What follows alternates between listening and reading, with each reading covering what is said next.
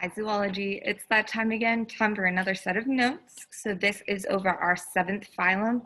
I'm going to go ahead and share my screen so we can get right on with it.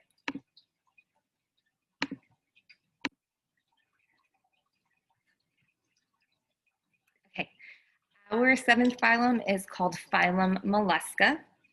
It is, we can call them mollusks or mollusca, either one works just the same. So this phylum includes things like snails, slugs, clams, squids, octopus, all of those fun marine loving creatures that we know. Some of them do have shells, like our clams and our snails. Some of them have actually developed to not have shells anymore. But the main characteristic that groups all of these organs together is something called a muscular foot. It doesn't look like a foot, but it's very, very strong, well-developed muscles that help them move.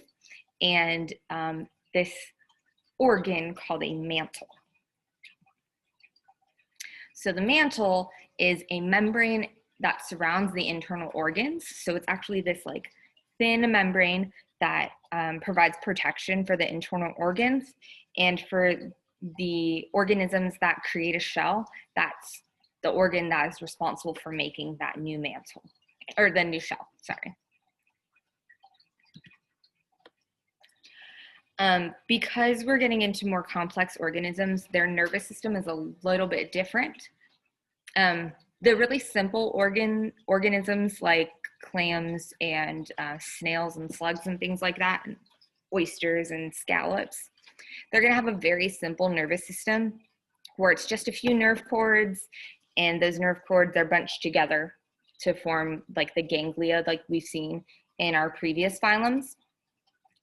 But more complex organisms actually have a very, very developed nervous system that include a big, highly developed brain for high intelligence. These would be organisms like our octopus and our squid.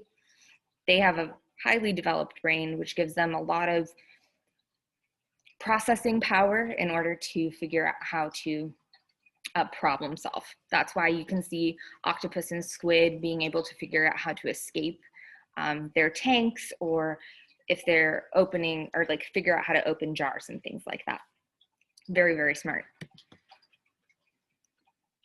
Along with that, because like even though their nervous system is super varied, also their circulatory system is very varied.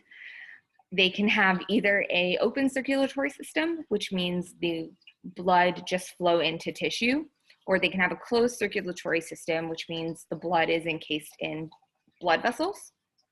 But regardless of that, all mollusks have a, I'm sorry, I lost my train of thought, have a 3-chambered heart.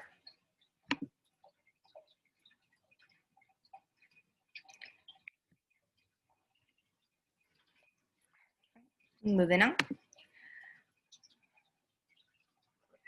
So some of our mollusks live on land. So that means that they have actually modified their gills, which they use for oxygen, a gas exchange, taking in oxygen, giving off carbon dioxide. They've modified their gills to be used as lungs. But a lot of the mollusks that we're going to be talking about live in water, so some type of water. That can either be freshwater or saltwater. So they're mostly going to have gills.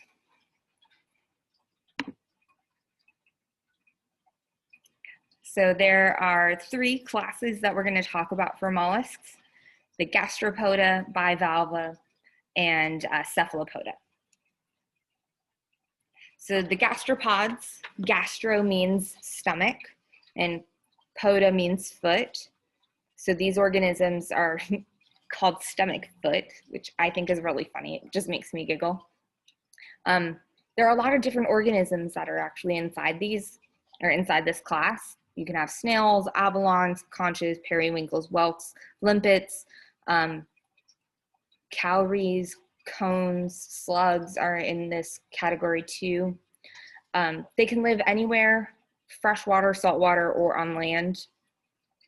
this whole bottom part, so on this one with the slug, this whole bottom part would be called its foot, and it uses its foot to move along the surface to just move, I guess, and find food and things like that and escape predators. They only have one shell. That's one of their defining characteristics, is they only have one shell. Things like the slugs have evolved to no longer have a shell, and some of their shells look a little bit different. My favorite gastropod is a whelk. So a whelk is like, it looks like how a conch is, how the shells are shaped. They're very pointy at the end. But the special thing about whelks is they have at the bottom of their foot, or it's like back here, when they roll up into their shell, it forms like a cap. So they can't actually, nothing can get into the shell. It's like a little door. I think it's just cute. And I found a huge one off the coast of Florida. So awesome. I have a picture somewhere and I will eventually show it. Bivalves, that's the second class. So bi means two. And this class is all about our two-shelled mollusks. Instead of like the gastropods using their foot to move across the ground, these ones are going to use their foot to tilt their bodies down and burrow into the sand. They burrow into the sand because that's a place where they can find safety. It disguises them a little bit. And they're filter feeders. So what they do is they have a siphon. It's like a little straw-like structure. They have two, one for water coming in and then one for water going out. And then they filter out any of the microorganisms like phytoplankton and things like just debris inside the ocean that can be used for nutrients. These organisms are like the clams, scallops, oysters, mussels. There's a freshwater bivalve called a gooey duck, and they actually have a very, very long siphon. So long to the point where it actually cannot fit within its shell.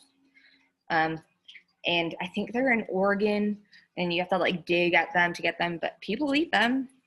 So yum. All right, and our last class is class Cephalopoda. So cephal, it's loading a bit. So cephal means head, poda still means foot. So these are creatures that are known as head foot. Again, this one makes me giggle, just like stomach foot.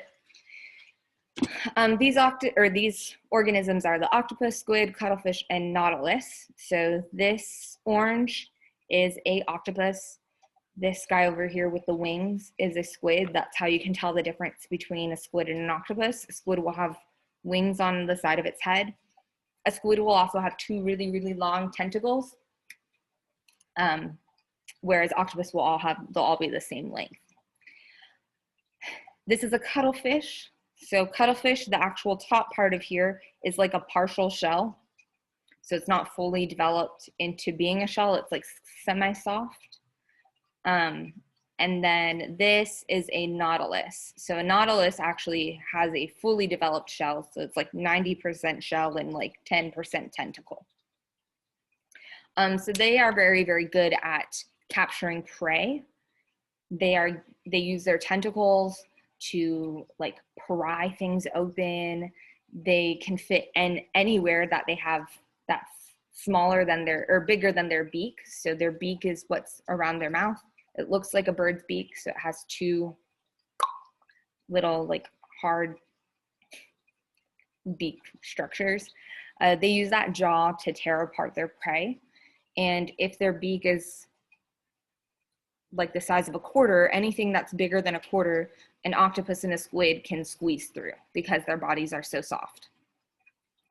They have really good defensive techniques. So they have ink, which hopefully you've seen some kind of images or pictures of squids and octopus using their ink to distract and avoid predators so they can escape. It's a very interesting technique. They also have jet propulsion, so they can propel through the water using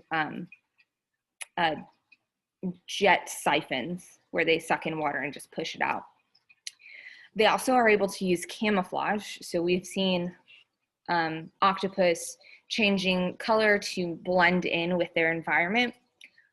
I recently learned that octopus cannot see color, like their eyes cannot detect color, but they're perfectly able to match the colors of their surroundings. So they have really high adept senses to figure out what colors they need to do.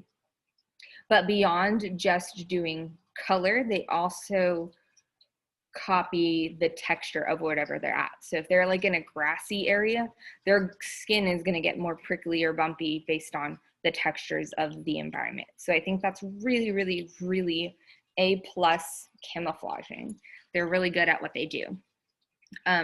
They've also been known to mimic or copy an organism's like movements. So I've seen an octopus pretend to be a different fish, or pretend to be